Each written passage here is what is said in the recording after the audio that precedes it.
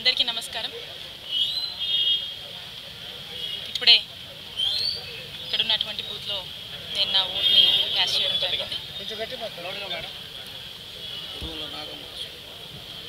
అందరికీ నమస్కారం.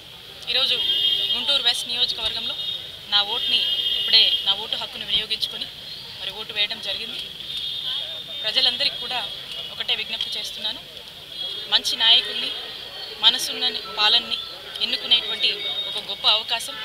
ప్రజలందరూ కూడా వారి యొక్క ఓటు హక్కు వినియోగించవలసిందిగా వాళ్ళందరినీ కూడా నేను ప్రార్థిస్తున్నాను.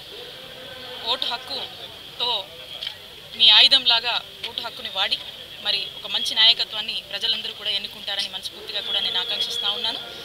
మరి చూసినట్టయితే ఈ 5 సంవత్సరాల గౌరవ ముఖ్యమంత్రి వర్యులు శ్రీ వైఎస్ జగన్మోహన్ రెడ్డి గారి పాలనని, మనసున్న పాలనని ప్రజలందరూ కూడా మరి ఏ విధంగా మెచ్చుకొని ఏ విధంగా హర్షించారో మరి మనం చూస్తున్నాం. ఈరోజు ఈ జనాలందరూ కూడా మనస్ఫూర్తిగా స్వచ్ఛందంగా కూడా వాళ్ళు వచ్చి ఇది మా బాధ్యత, జగన్మోహన్ రెడ్డి గారికి ఓటు వేయాలి, ఫ్యాన్ గుర్తుకు ఓటు వేయాలని చెప్పి ప్రతి ఒక్కరు కూడా తరలి వచ్చి మాకు ఈ పథకం వచ్చిందండి, మేము సంతోషంగా ఉన్నాం, ఈ పథకాలు మాకు కావాలని వాళ్ళ మాటల్లో ఒక బాధ్యత, ఒక సంతోషం అనేది కనిపిస్తూ ఉంది.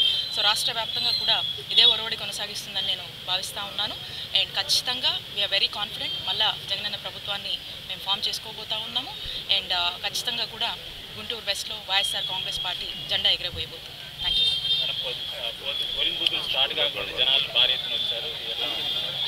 అదేనండి, అదే మీకు దాన్ని బట్టి మీకు అర్థమవుతుంది. జనాల్లో జగన్మోహన్ రెడ్డి గారు 5 సంవత్సరాలు అమలు చేసినటువంటి సంక్షేమం కావచ్చు, చేసినటువంటి అభివృద్ధి కావచ్చు ప్రజల గుండెల్లో ఉంది. కాబట్టి ప్రజలందరూ కూడా ఇది మా బాధ్యత, ఖచ్చితంగా వాళ్ళ రైట్ టు ఓటు ఏదైతే ఉందో వాళ్ళందరూ కూడా వాళ్ళ ఓటు హక్కుని వినియోగించుకొని ఒక మనసున్న పాలనకి అందరూ కూడా ఓటేద్దామని, మద్దతుగా నిలుద్దామని మరి పెద్ద ఎత్తున కూడా వస్తున్నటువంటి పరిస్థితి. సో అంతా బాగానే జరుగుతుంది, అంతా మంచి జరుగుతుంది. మళ్ళీ రానున్న కాలంలో జగనన్న ప్రభుత్వం అధికారంలోకి రాకపోతుంది, వైఎస్ఆర్ కాంగ్రెస్ పార్టీ అధికారంలోకి రాకపోతుంది.